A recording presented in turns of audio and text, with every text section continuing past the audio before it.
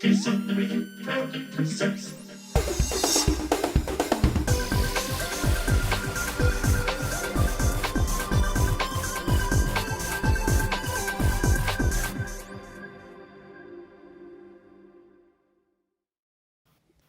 Hello, everyone. Welcome to this week's episode of the Diz Unlimited podcast. I'm Craig Williams, coming to you from the studio built by Dreams and lacking a lot of decor right now, minus makeshift stuff that's been putting up around us. And today I am joined alongside by a bunch of great individuals, including Rhino, who is just one room away from me. Yes, I have to listen to you talk a little bit ahead of me. It's a little weird. Yeah, well, next week we'll hopefully be in the same room together, and hopefully we'll also be in the same room with the one and only Dreams Unlimited travel agent, Hannah Anderson. Hello. Yep, still at my house. Same wall, same backdrop, same me. Well, we'll invite you next week. And I just realized you're not the one and only Dreams Unlimited travel agent. You're just the only one that's currently We had a on big that. downsizing. Yeah, we really Which makes me, hey, that makes me the number one Dreams Unlimited travel agent on this show. It absolutely is. So I'm getting an angry message from Teresa very soon. I am sure we love Teresa and we love our other agents. I am one of many and they're all fabulous. You are absolutely right when you say that, and I guess that's a great time to plug that this episode of the Diz Unlimited podcast is brought to you by Dreams Unlimited Travel. If you like our content and you want to support us, book a vacation through Dreams Unlimited Travel. Of course, it costs you no extra money, and you get the support of one of the amazing Dreams Unlimited travel agents. So head over to dreamsunlimitedtravel.com today to get a free, no obligation quote on your next Disney vacation or Universal. And this is also brought to you by our amazing Patreon supporters. We couldn't make nearly the amount of content we do without their support. So if you're interested on extra content that you get by being a Patreon supporter, head over to patreon.com/DizUnlimited. Okay, today we have another fun, more off-the-rails type topic for you. I know everyone was at the edge of their seats waiting to hear what we thought about the courts dismissing Disney's lawsuit against Ron DeSantis. I know you were really excited about that and really excited to hear about more of that like groundbreaking news that happened over the past week. But we're just going to have a little bit more fun today. I feel like the world feels different since last week with the announcements surrounding Universal's Epic Universe. Like, I don't know. It almost felt for a second there like maybe Disney will come back right away with something and really make a statement, and they didn't. Which I think that's also a good thing. You know, you don't want to like just jump the gun. We have D23 Expo coming up this year, so there's obviously going to be announcements then, and who knows, maybe we'll hear something before then. Every now and then they like to just drop big stuff randomly. You know, I feel like Mardi Gras week is next week, so I feel like next Tuesday we're going to probably be talking about when Tiana's Bayou Adventure is opening up. So right now I just want to really focus the conversation not as what should Disney now do to try to fight back against Universal, because I think we kind of talked about that 2 weeks ago when we talked about what should Disney do next, what should they do. But now I want to kind of refocus on Disney and look at what they're doing right in terms of Walt Disney World and the theme parks. And then also what they're doing wrong, because I think it's very important to be fair and balanced with this. There's not a lot of like truly horrendous things about Walt Disney World, but there are definitely things that they do not get right that maybe other competitors down the road or around the world get right. But I think it's important to keep it all in mind for how they progress in the future, because one of the things that I feel like after the announcement about Universal Epic Universe, is that everyone keeps like focusing on how groundbreaking the park's going to be, how, they're really pushing innovation and in storytelling, words that were often associated with Walt Disney Imagineering. And I definitely want to say, like, right now, or talk about it and be like, hey, is Disney still innovative with what they're doing? Are they still experts at storytelling? Are they immersing their guests enough into these worlds? What are they doing right compared to Universal or other parks out there? And so now that I've explained how we're going to handle this conversation, I also definitely want to get a lot of feedback from everyone who's tuning in live, because we appreciate that you take the time to chat with us here. And I know my mic's a little late on here. I'm going to bump it up for you a little bit. I just didn't want to blow out everyone else here. And I'm also kind of nervous that I'm going to screw stuff up, since I'm broadcasting for the first time in a new place that I'm not super comfortable with. But I'm gonna pose the question to our group here while I work on my audio just a little bit. Right off the bat, Hannah, do you have anything that jumps out to you with Disney World right now, and what are they doing right? What are you like so adamant about? Like, Disney has perfected this, and that's why I love going to Walt Disney World. Anything jump to your mind? I mean, there's several things. I still think Disney takes the cake for immersion and storytelling.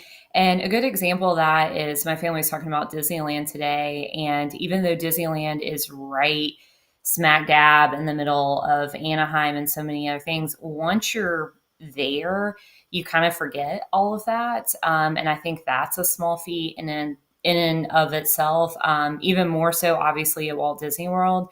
And honestly, that's one of those things that I miss now being a local, is when we came here on vacation, we would drive into the gate and then that was it. Vacation started. We checked everything else off. We just didn't think about the outside world at all. And I think Disney still does a really great job of that. And that's one of those things with Epic Universe, because it's across the street from the other theme parks, or really across the interstate. I'm not sure how they're going to be able to accomplish that, that feeling of immersion and feeling like you're truly in a vacation destination, which you are, but you're also in Orlando and surrounded by, other things. So I think Disney still, and a lot of that's, has to do with space and just, the assets that they already have. But I mean, storytelling for sure. I mean, especially when it comes to dark rides, I think in animatronics, that's one thing that I miss when we go to Universal, is that they don't put as much of an emphasis on the animatronics. And there's just something about that makes it feel like you're stepping directly into the story. Like, I know that sometimes you're able to do more elaborate things and be able to tell different stories with the use of screens. But I think, that classic dark ride attraction, there's something special to it. And, even with the addition of Pandora and Animal Kingdom, the shaman and the one of the attractions there, I mean, that's I just forgot that ride. What was it? Talk about what Disney does right. The Navi River Journey. Yeah, River Journey. I was like, I don't know either. The water ride. Everything glows and it's pretty. But I mean, even that, Disney's been Disney's been kind of mastering animatronics for, since the 50s now, and look at what they're able to do. So I would like to see Disney lean on the things that they do really well. I would be disappointed, if Disney kind of went away from doing the classic dark rides or working with animatronics. Like, I think they're really great at that. Also, another thing, so I'm doing a staycation this week at Fort Wilderness, and I'm very excited, if you can't tell. But I love doing staycations at Disney resorts, and it's terrible because it's, I live right down the street, kind of sometimes feels like a waste of money. But by the same token, I feel like no one does resorts like Disney does. Like, even, high-end hotel brands like the Four Seasons, they're beautiful resorts and they do offer a lot of included amenities, which we'll get to that later, but I wish that's something Disney would bring back. But just something about the theming and, a lot of times the cast members, like, I just think like you go to a Disney resort and you're able to just completely immerse yourself into it. And that kind of, transfers over to, I think, Alani and cruise line. So even though it is really expensive to stay at Disney right now, that is one of those, like, I don't want to give it up. Like, it's hard for me to imagine going to Disney and not staying at a Disney resort. And then just the last thing I'll touch on is, and of course, I should have prepared these names, but I know we talked about briefly about the Imagineer who was recognized a couple weeks ago for some of his like virtual reality tech and all the different things that he's done. And I do think that Disney's maybe being quiet with some of that. Like, I feel like they, in terms of technology and innovation, I just really feel like there's some of that that's coming that's just going to blow us away. I kind of hope we don't have to wait until D23, but I wouldn't be surprised. So we've got several more months, but I just, especially you look at what Disney does at the international parks and the capability is so there. And I would really like to see that come to the US parks, especially Disney World. So yeah, and I think, just one more plug, I think Disney is really great for families in ways that other vacations and theme parks I don't think have figured out as well as Disney. And just, I think Disney's ability to, tie into those classic movies and these memories and just these sentimental moments. Like, it's cool for me now being a parent. Like, I went to Disney World for the first time when I was 10. And I have been a huge Disney fan since then. I look at Disney completely differently now as a parent, and I've fallen in love with it in a completely new way. And it's purely because I'm seeing it through the eyes of my child. And we're not doing, groundbreaking stuff, but just, seeing that joy, the character interactions, things like that. You just can't put a price tag on that. And those are memories that I'll never forget. And, you don't have to be innovative really to have that. So that's all I'll say for now. I think you did a good job of hitting like a lot of the big bullet point ones in Right. there but before we really got even jumping into it, because it's also cool how with Disney it works on multiple levels. Like with immersion, you kind of went at it more from the aspect of immersion while you're on property and with the resort. And with Universal, so much of what they push now is like, we will immerse you into our rides and lands, and we obviously know how great of a job they've done with the Wizarding World of Harry Potter with that. But then, like, I also think that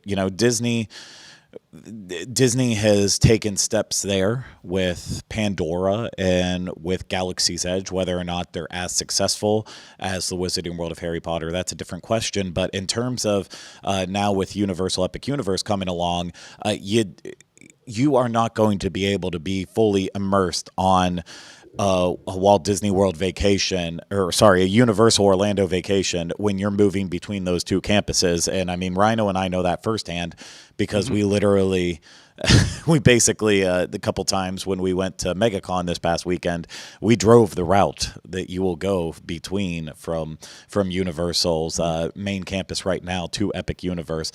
And there is nothing that feels like you're going to be stuck in the bubble during that. You are very much traveling down busy roads to get to this new other place. So Disney is definitely having all of that property. They get to keep a leg up on in terms of immersing you while you're staying in that one place for your vacation. But I mean, once you're at Universal, once you're on their campus, and probably the same thing once you have Epic Universe, I mean, it does feel like you're stuck there. But Rhino, do you have anything that jumps out to you right away with rights or wrongs, or do you just want to bounce off of something else Hannah said? No, I mean, I agree. I think where Hannah said the thing is that right now, if we're just comparing like dollars to donuts, not in terms of what the new park is going to offer, Disney definitely has the edge on terms of like more family oriented stuff. But as somebody now who almost all my friends and and coworkers and everybody, you all have kids. And a couple of times in the last couple of weeks, I've felt a little alienated because I don't have children. It's happened, once or twice, and it's not like intentional, but it's like one of those things that it became like, oh, they take priority. And I was like, oh, well, in a place where that Oh, not happens, I don't want true. to sick. No. I don't mean it in a bad way. I'm just saying No, my I know. perspective of it. No, God, no, I like kids, it's no, but it's like, I also think, I want to sink my money and my experiences sometimes into those things that are geared toward older folks, like Halloween Horror Nights, because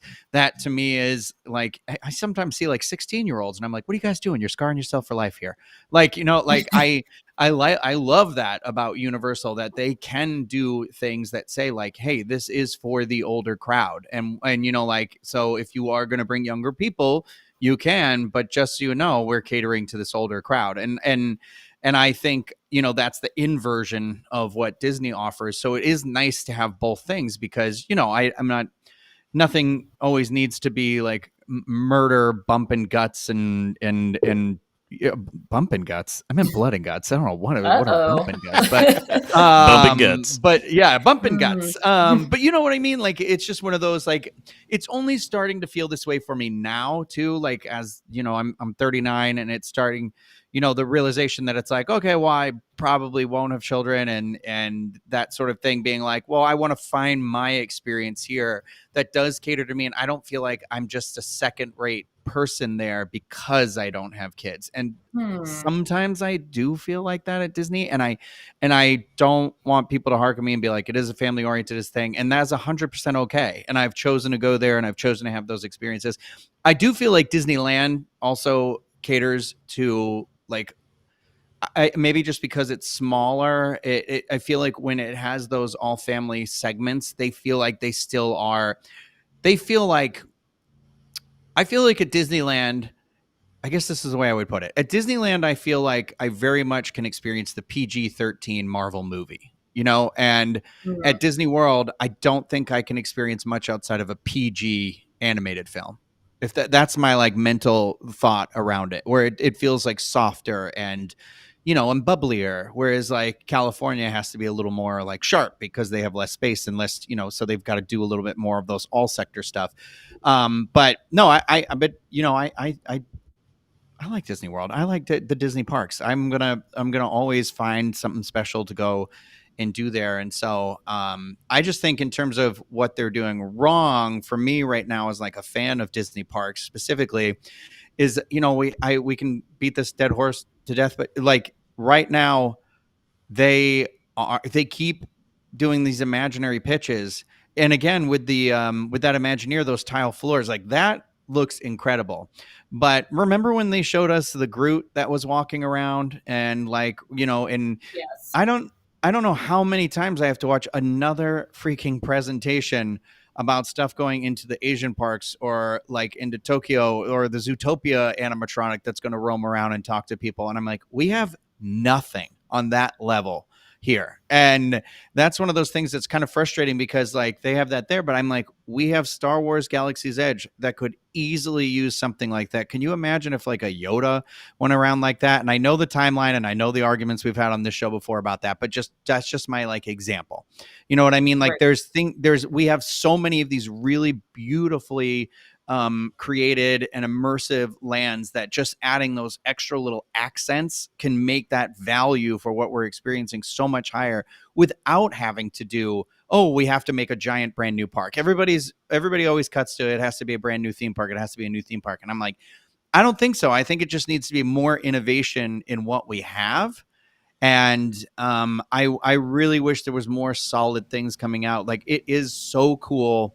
Those tiles are so cool. But this is like the Zootopia stuff. If we count the Blue Sky stuff, this is like the fourth, fifth time this has been another look at this cool thing that you'll probably never experience. Like I like it, but at the same time, it's one of those where I was like, could you guys just like do something with it, please? Like show us and tell us when you've got something where you're like, and we're showing you this right now because we're about to make the Ready Player One area, or something like that. I don't know. So feel ya. can I pose this question because I was talking to our friend Brooke last night, and it just every now and then we just have random conversations that go so many places, and I just randomly out of nowhere started talking about kind of the same topic with her, but specifically surrounding Disney versus Universal right now. What should Disney do? And back when they revealed that they put in all those provisions right before they switched over Reedy Creek to the state of Florida, they said like, oh, this land's going to be zoned for all this stuff. A new theme park, I still will adamantly stand by this. There is just not enough workforce right now in Central Florida to sustain a fifth theme park at Walt Disney World. It's ever going to happen. I don't think they hate need to be that guy, but I don't think we live in a time where they dream that way anymore. I just don't think it's so much money to spend on one thing. I think they'd rather just buy another movie studio. I don't think I don't completely agree with that. I think they still will think about opportunities like that. Just like Universal could stop at Park 3 or they could go to 4. But I think if Universal goes down that route, they're going to eventually have to start looking at a college program, something along that line, if they want to sustain. Because you know what? They're going to be able to pull some Disney employees over who, aren't happy with pay, aren't happy with politics, want to move up faster in the company for whatever reason. They're going to be able to pull some people over the same way that there are people at Universal that want to work at Disney and just have to work there. I was one of them. I did not choose Universal. Disney didn't want me. I went over there. They wanted me. And then I found out that I loved it. But it's not like I ever gave up the dream of working at Disney. But I definitely had more paths to success and honestly rose through the ranks faster at Universal than I ever would have at Disney. I mean, there's people there for 20 years and they don't even get a trainer spot, even though that's their goal. So it's just the workforce right now in Orlando. I don't think you can just keep building parks and expect to have people to run them. But I feel like micro parks is something that does need to be explored with Disney. If they wanted to. Do you mean like the Universal stuff, like how they're building the park in Texas? You got it. Yeah. So Okay, yeah. Texas, bigger than the Horror Nights thing in Las Vegas, but definitely Universal Kids Resort in Texas. I pitched the idea of what if they do that here and they undercut. We have Legoland out in Lakeland that's pretty far. It's not an easy drive, but you can start opening up a lot more if Disney finds a way to create a park that's really targeted at that infant, toddler through maybe 8 years old, somewhere in there. Find room to make a park like that for that age range, and then all of a sudden you can start axing stuff from Hollywood studios and not need to make it as kid friendly in that way or a different park. It solves the problem that I was saying, that it was like, okay, so now because I'm not saying get rid of stuff for the kids or at all, but you know what I mean? If anything, I think that would be great for younger parents. Like, I mean, I've seen how you guys, how it is with kids and I can definitely see a major benefit for something like that people would definitely be like, yeah, I'm paying for that because I'm going to go tire the kiddos out. And then later tonight, we're going out. Mom and What do you Dad think about it, style. Hannah? I have very mixed feelings about this actually, because, and I will say that we've taken our son to Peppa Pig and he loved it, which is right next door to Legoland. And it's exactly that. It's all aimed at elementary, preschool age kids. And he had a great time. The only thing is, I just don't know. I would just be really surprised if Disney did that. And also, and I'm with you, Rhino, because I think the stuff you can solve for little kids at Disney, just give them a playground, just give them a splash pad. It doesn't have to be a big investment. I don't necessarily feel like they should be investing, all their dollars into stuff like that. I just talked about how I love Disney now, getting to see my son experience it. But I'm also bump that. Mama wants Marvel in Orlando. Yeah. Well, I think I want thrill rides. I want stuff. But Yeah. then also I think about like, I just think because families are going to always travel to Disney World. Like, I'm like, okay, build me something Marvel, but then also just give me a splash pad so that we can do rider swap and everybody's happy. Yeah. So I don't know. I got kind of mixed feelings about that. Like something about, having something other than Disneyland and Disney World like freaks me out. Like the idea of, like I just can't even imagine that. But I'm sure Disney's looking at it because that's what the competition's doing. And like you said, I don't think Disney's at the point where they're looking to invest in doing an entirely new park at Disney World. And I don't know, the workforce thing, I have mixed feelings about that because there are so many people that move to Orlando every day. The population's here. It's just the pay and cost of living and things that are Yeah. in a way bigger than Disney to some degree. So yeah, I don't know. I'm just kind of like I'm Well, like what's invest in new tech, invest in new movies, whatever. But I'm like, just throw me a splash pad. That's good enough. Like,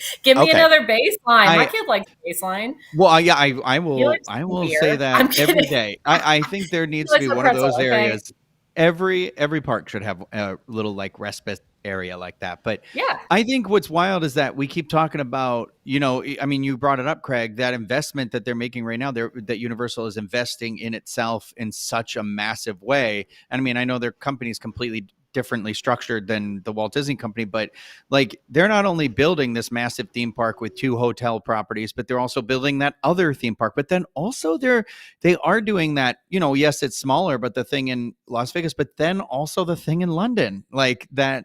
So they're going international with it too. And it seems like they're doing all of that at once. And it's like, and sure, some people could argue, they're like, well, it could be just copycatting attractions and plopping them down in these different areas. But at the same time, it's like, well, I still think that makes them money, and it gets people who couldn't travel to be able to, like, who couldn't get this far to go there or something like that. You know what I mean? It kind of starts locking people in generationally because they're going to then look at all these properties, the DreamWorks properties, things like that, that now Universal owns and then they'll start having that sort of like, oh, well, we went when we like, I mean, I have it because it was like, I went when I was a kid, and sure, a lot of the stuff that was there when I was a kid isn't there, but like I look at this new park and the fact that they're investing in a nostalgia based thing in a modern environment, like the monsters, is just something that's wild. And to Hannah's point too about the animatronics is that I don't think Universal's that far behind Disney in terms of what they're about to do with animatronics either, because I believe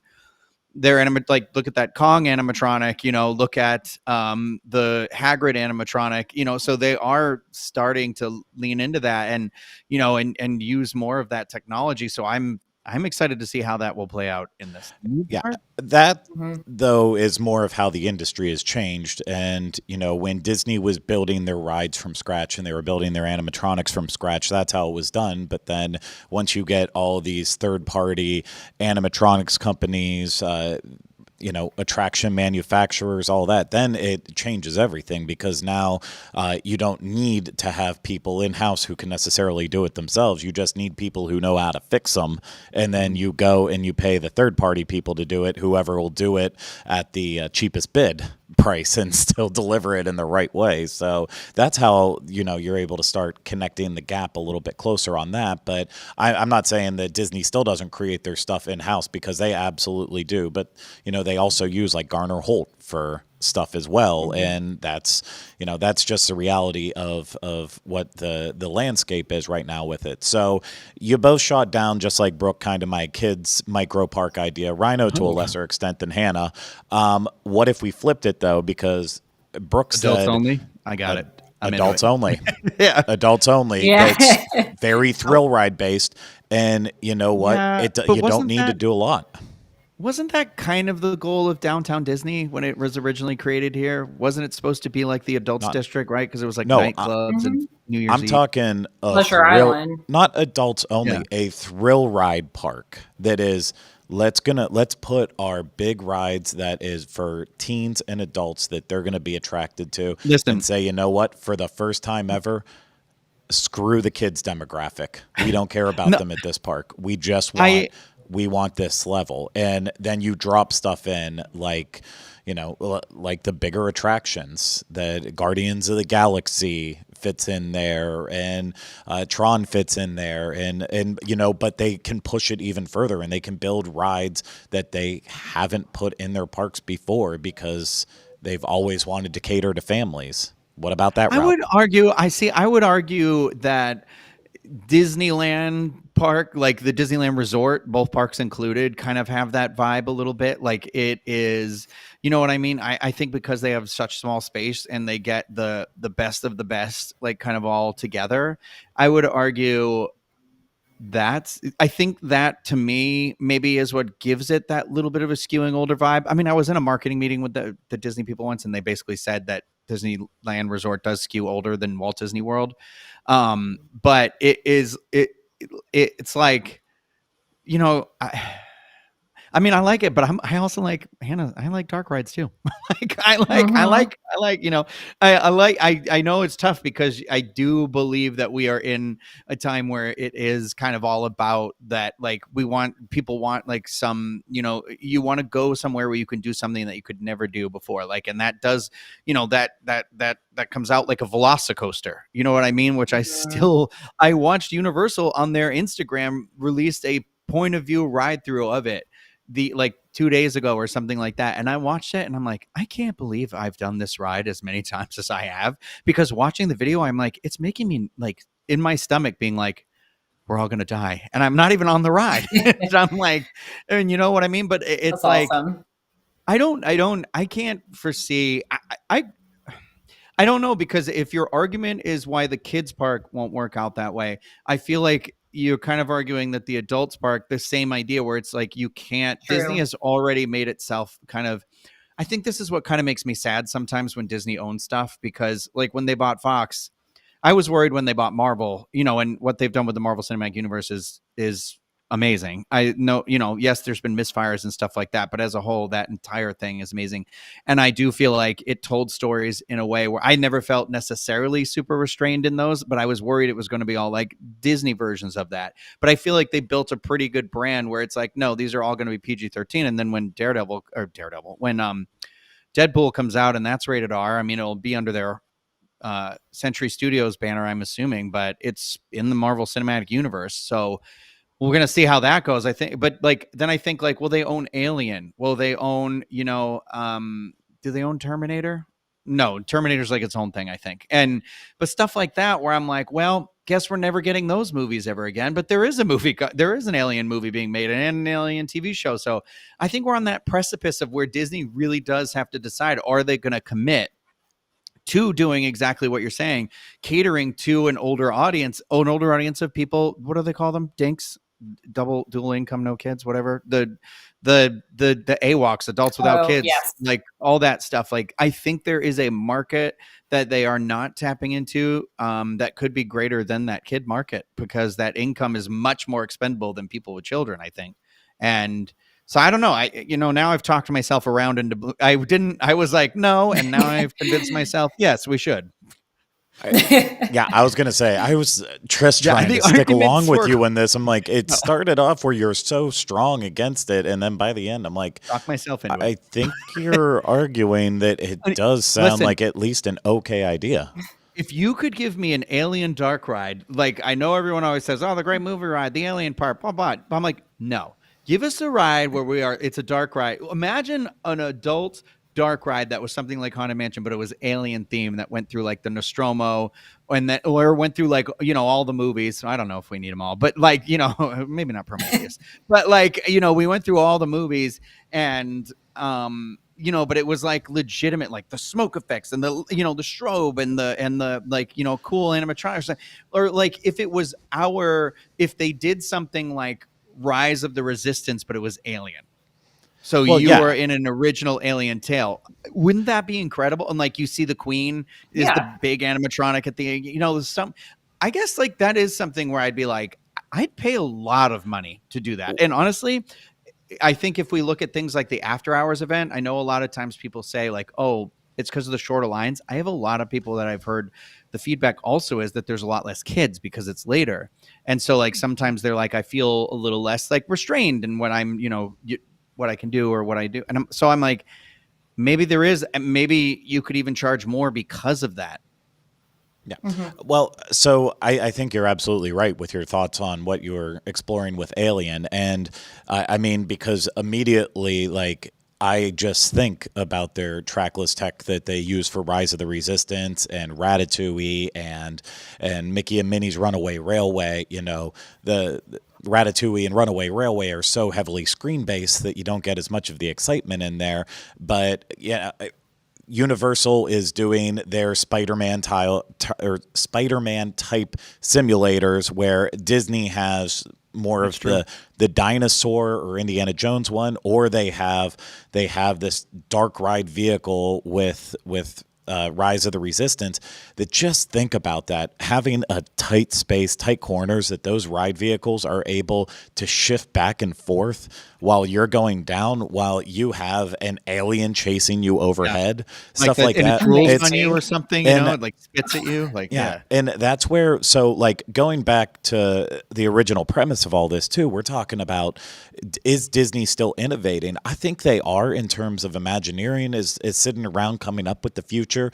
We saw it, in a big way with how they built a real expanding lightsaber for the first time. And that was so cool. And then it was placed behind a paywall, and it just was kind of a bummer that, like, yeah, that's awesome tech that they're innovating that just disappears. I don't think they're doing a good enough job of putting it in their parks right now.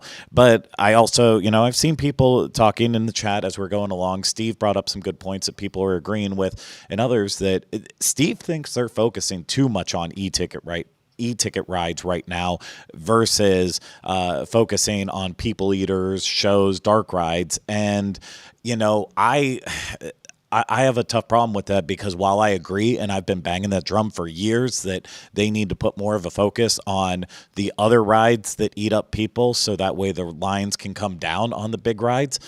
I feel like we are also living in a day and age where you're only judged on the last thing you do. And if it's not bigger than the previous e-ticket ride, then it's kind of a failure. Tron itself is a fun roller coaster. It is. It's short. It's fun.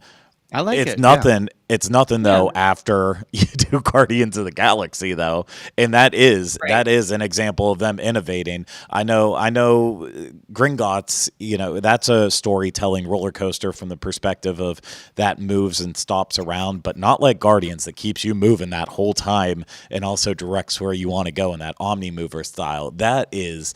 Like, that ride is a standard that I think they need to take and then push it forward, see what else they can do with it. And so I don't think Disney's innovating enough. And I don't know if either company, Disney or Universal, is doing enough with storytelling. They always say they're storytelling companies, and I do believe that there's a story behind everything, but sometimes I don't really get a story out of it. It's just you're placed in the scenario and you see how it plays out. Rhino, you've done Mario Kart in Hollywood. Do you feel like that's a good example of storytelling in a theme park? I just want your perspective. I haven't done it, so I don't know. Yeah, I mean, I think it's one of those sort of things where you do carry, like, I think you're doing it because you know what Mario Kart is, right? Like, I'm not saying that everybody's like that, but Nintendo is sort of that. Again, I said it earlier, and I feel like I'm going to keep saying it. The generational sort of video game system, I would argue. I mean, I know other ones are getting there now, but I mean, that you're going through to do this race and try and win and play. It's a game. I don't know. It's not like Shakespeare. You know what I mean? Like it, but it is still a story because all video games have a story, right? So you're trying to beat Team Bowser, I mean, and that's on a basic sense. look at Rise of the Resistance and tell me what the story no, is it's of that. not. It's not like that. It's not. It's definitely not. It's not on that level. Anyway, you said that thing about Rise of the Resistance, and now in my brain, I'm like, okay, but if they did what they did, if Indiana Jones, if Dinosaur is the same track as Indiana Jones and the same technology, if they literally picked up Rise of the Resistance and put it in a different part of the park, and they were like, let's make it alien, I would be like, okay, so the prep room right here is where you're getting your mission from the Wayland Company, and then you get on the Nostromo ship where you're being piloted by a captain, which spins out and then you dock with the ship that you've lost communication with, right? And then you have to go through that ship, and then you get into your other, you're breaking into the holding cell, and then they've got to get you out because this thing's, so then you got to make a break. I know. I would be so happy if Disney's like, you know what? We've been waiting for the perfect pitch, and we just got it. And then that big room with Alien the machines, is coming. Yeah, I'm just like, it seems so easy to me right now that I was like, you could have your animatronics and everything in the same place. Think about the part where Kylo Ren drops down and walks towards you with the lightsaber. You know what I mean? It's the xenomorph dropping down and crawling towards you. And the part where the lightsaber comes through the roof, it's the alien's head coming through the roof. And then the other, and then the end is the big sucked out into space, and maybe you have someone who's like, get away from her, and I'm not going to say it, but and then you have to get out, and and the whole thing is you're trying to bring back a sample, right? Because that's what the company is always trying to do, is get you to bring a sample back. I'm sorry. That's right. I can see somebody you took that to armchair Imagineering there. Yeah. I love it. Yeah. I'm in. Yeah. I just bought into your theory. Can I jump in and say something really quick? Yeah. Go ahead. Not about Alien. I don't want to hear it. Right. Okay, bye. I'm out. Just kidding. One thing I think Disney does really great is Carsland. Like I feel like I talk about too much, but like Carsland to me is beautiful, and just that. I just love that it's a copy and paste from the movie, and that like literal theming. I would love to see Disney do more things like that, and I feel like maybe everything that Universal is doing with Mario Kart and Nintendo is sort of like that, where it's like, hey, these are images that you're familiar with. This looks like Mario Kart, which you've played for, decades or whatever. I think that would be like, I would love to see that with Disney. And they have, that is the thing about Disney, is they have so many stories that they can use and play on. The other thing, just when kind of going back to, we're talking about doing an adults only park or doing these like micro parks, I almost feel like Disney has gone in this direction where they are marketing towards a clientele that has money to spend. Like and I'm going to be curious to see what happens with Universal, is that it just seems like anything new that comes out with Disney, like even, as much as like, I wanted to do the Galactic Star Cruiser and I wish it would come back, I didn't get to do it because I didn't have the money to do it. And like, I feel like all these really cool, innovative things they're doing cost a lot of money. And so, I'll just even say, like, when we were out at Disneyland, one of the cool experiences we got to do was for clients that would be able to spend more than even a VIP tour. And so Disney's definitely going that route where it's like, yeah, like we want you to come stay, but we want you to buy DVC. We want you to pay for an after hours event. We want you to go on a cruise, which is a couple $1,000s. And they're all amazing, immersive experiences, but you've got to pay a price that I don't know that middle-class families can do right now. So, that's something I would like to see moving forward, is just, some balance with that pricing. But I also think Disney right now is just like, we want your money. Like, we don't want just, come for a day, take your kid, go to the splash pad. Like, we want you to come for a week and spend your dollars here.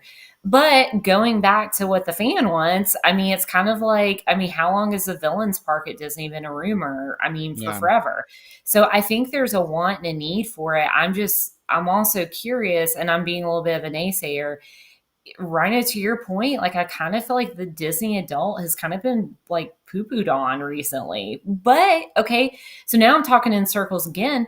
But then Disney does things. I think after hours event is geared towards, teens, adults. I think, some of the merchandise collections, like it's like, yeah, okay, maybe we're not going to build an attraction for you, but like we do want your money. We want you to buy spirit jerseys. We want you to buy lounge flies.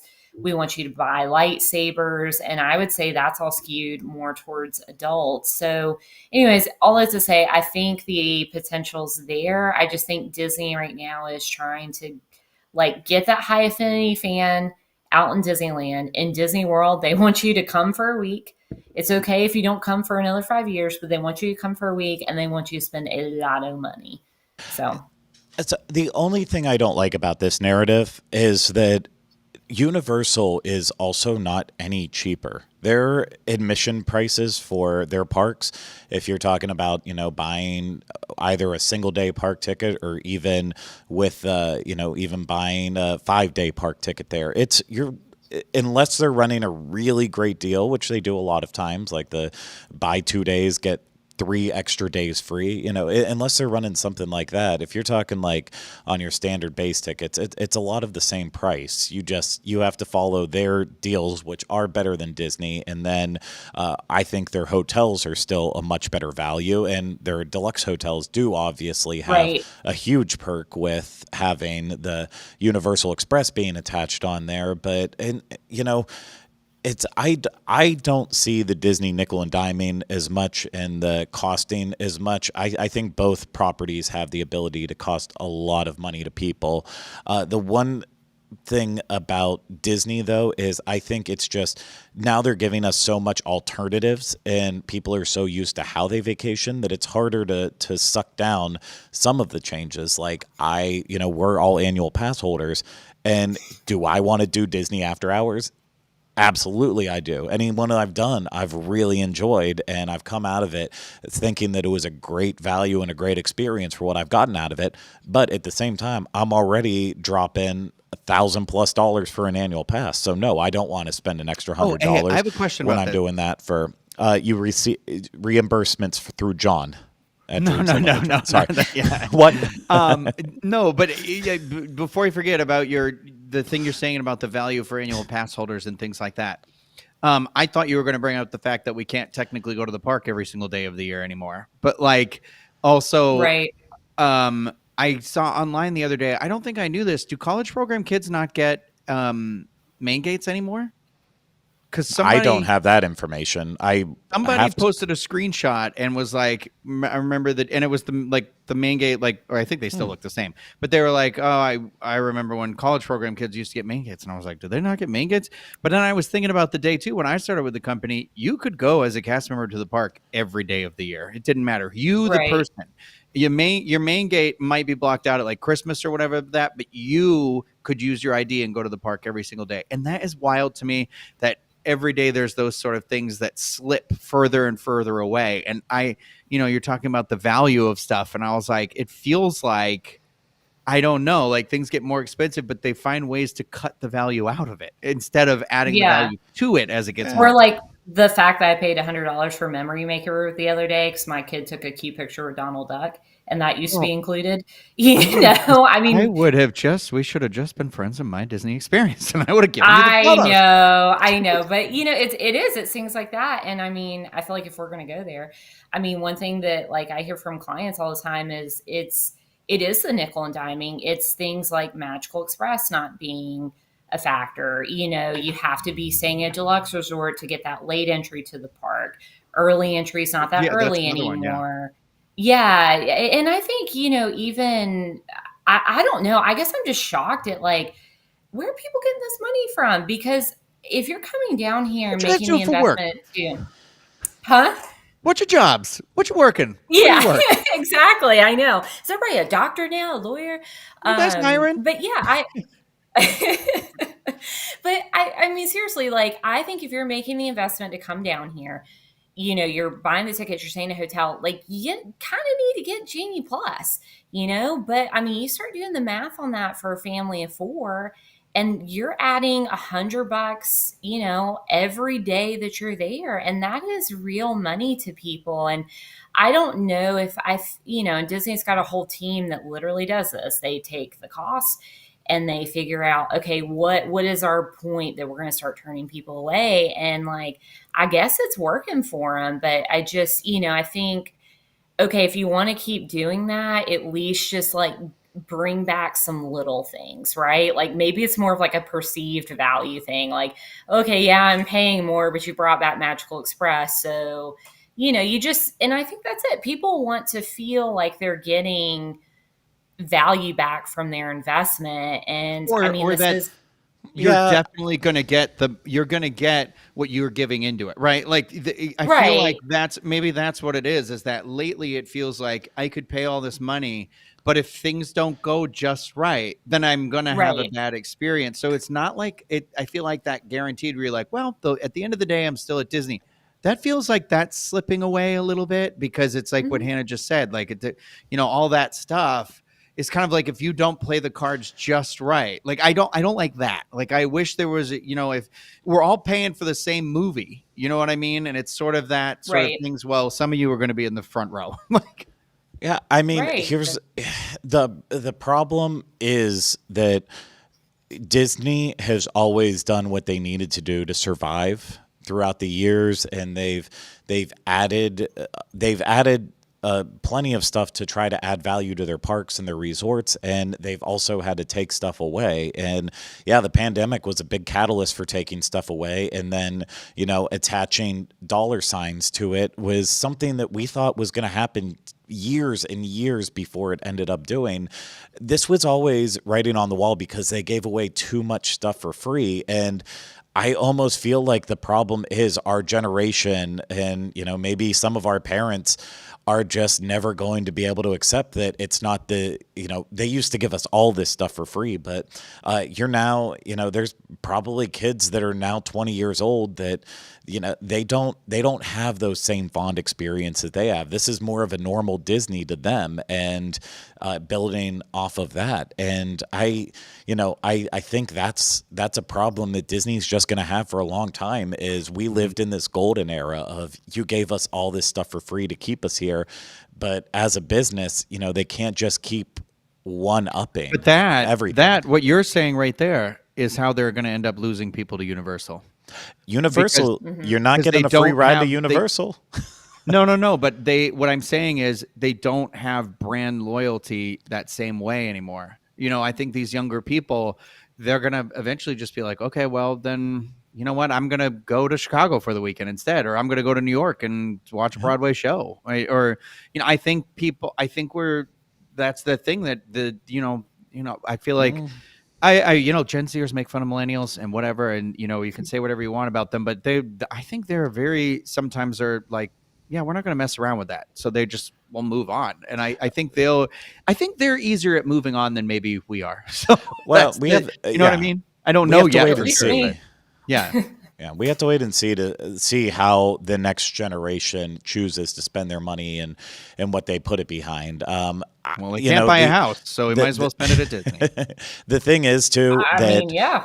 one thing Disney is doing right is they are still able to take full advantage of our nostalgia, and whether it's the movies or coming to the parks, they know how to exploit that perfectly, and that's going for them in a big way. And I know you've pointed out too, Rhino, you can start to have nostalgia with Universal in the same way, and I know that will be part of our family's traditions. I mean, Harry Potter. While you're here too, Right. with Harry Potter, with some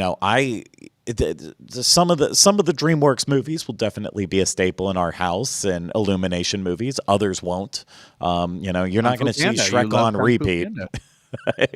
You're not going to see Kung Fu Panda on repeat either, but How to Train Your Dragon, absolutely. I love those movies. I'm a Minion fan. I like those Minions. They make me happy. So Universal's finding ways to draw in like that too. But Universal, they're not going to give away free things forever. Eventually, I think they're going to fall into the same trap that Disney's in, where you can only give these benefits for so long to keep people in, and then you have to start pulling back. Like you talked about cast members with main gates. The reason I stayed at Universal for as long as I did was, one, I wanted a 5-year pin because that was a goal of mine for some reason. Drinking And that two, Kool-Aid. And two, it was I wanted my Halloween Horror Nights admission, even more than my regular park admission. I wanted my HHN admission where I got to go in every single night, no questions asked. And, then it went to, okay, well, you can get in for the first month for most nights. And now it's like on a complicated system for their team members where they have to select which dates that they want to do. And it's, eventually with Epic like they were blocked out of Volcano Bay for such a long time. The same thing's going to happen with Epic Universe too. Yeah. It's just we're not talking about it as much because it's still not quite at that Disney level, and we're more of a Disney show than a Universal show, despite the fact that we do it now too. But eventually I think they're going to catch up with a lot of those same standards too. And at that point all we can do is just sit there and be like, yeah, but because Disney's doing it, we don't like it. I don't care as much that they're doing it. And that's not as fair to me, but that's, that's my diatribe capitalism, right now. Baby. That's what's going on. Supply and demand, baby. It absolutely and we're is. buying. Everybody, I'm like, that's what I say. We're part I'm of it over too. here like booking my park passes and, Yeah. Oh, watch me buy that stupid alligator plush and the popcorn bucket. I'm going to buy them both. Why do I need both? Because I like them both and I can't make up my mind. Because our friend designed it, and that's why we're going to buy both. That's true too. And I, you know what? He's cute as hell, and I want it. It makes me happy when I see his face, and I'm worried I'm not going to get it in time. It's your cheaper money. Than therapy. It's your money, and you deserve to spend it however you want, Rhino. That's right. Empowerment. Yeah, but no, it is just it's such a weird, different world than before, and there's no easy answer with it because, like, going back to the after hours thing, I do think there's a lot of value in after hours between snackies and lower weights for the rides and being in the parks at night that late again. I love that feeling, and when you consider that you get in 2 hours early and then add all the time together, you can knock out a lot to where you didn't need that park ticket for that day. Like you could just go in for that, but then you have to realize, okay, well then I'm not buying a 4-day hopper ticket. I'm buying a 3-day hopper ticket, and then the price goes up per day because it gets cheaper as you go on. So there's always little balances, but I think that's one of the things that Disney is doing right, despite it not being popular. I like that they're giving more options, and it's not always the greatest option, and it might cost you more money, but at least it's there, and you can throw bricks at me now. Feel free. Another thing that Disney does. No, I hear what you're saying. One thing that Disney does great, I think, that we've not talked about is Disney does holidays great. Disney does special events great. So I actually love that Epcot is just a giant festival now that you can, pretty much any time of year you go, there's a festival going on, because I feel like that gives Disney this way to give you something new and something different. Even though, a lot of it is purchasing food and drinks and specialty items, you can go and just enjoy having a different park experience with the same day admission. So I think those are things that keep people coming back to Disney, So no, they do holidays great. I think they do events great. I would even like to see more of that at other parks too. So there you go, Disney. I'm not mad at you. There you go. Never be mad. Okay. And then I'm gonna ask one final question that I feel like I should have asked last week with it, and then we'll wrap this up. Was I the only person that when Universal said that they want to bring the park back into theme park with Epic Universe, that the instant thing that I thought of is, like, I feel like Animal Kingdom is just one giant park for the most part, minus a couple areas. But does Disney have any areas? I've been team bulldoze every bit of area and pave over water as much as possible to expand the parks as much as they can. But do we feel like they succeed at all in any place outside of Disney Springs even? Do they still have park as part of these theme parks? Yeah, for sure. I mean, I guess I'll jump in here. Like, that is one of the things I love about Disney is, like, being able to sit on a park bench and just enjoy the sights around you. I think, actually Disney, I mean, you mentioned Animal Kingdom, like definitely you have that experience throughout the park, but even the hub grass, like, I mean, I guess that's kind of older now, but that was a big deal, when they like created that space. And like, I love the hub grass. I still do. Like, I love being able to sit on Main Street and have a snack and look at the castle and see the parade or just hear that Main Street loop, like the music. I love that. And even so, I kind of ripped on the new space at Epcot a little bit. Like, it was just kind of like underwhelming. And then when I went the first day of Festival of the Arts, I spent some time in Connections and I saw people using that space, and it was just really refreshing and nice to see families. Like, I don't know, I just saw families like having a good time and hanging out and drinking Starbucks and taking pictures. And it just kind of reminded me of, like, I don't know, that feel good Disney that sometimes I forget about, like being able to just kind of sit there, soak it in, see other families having just genuinely a good time. Like, I think I would like to see more of that, but I think Disney Yeah. does a pretty good job at that. Whereas at Universal, I'm like, oh, I mean, Harry Potter kind of has it, but I'd like more places to hang out, sit around. Now, outside Central Park in Universal Studios Florida and a little bit around the lagoon, I feel like they don't have that park aspect. And IOA, they have that giant water feature right in the middle. Rhino's camera just turned It's my off. camera. Bye. I told you this happened. We hear you. Just switch over to your webcam right now, if you can. Yeah, I think I can. And so I feel like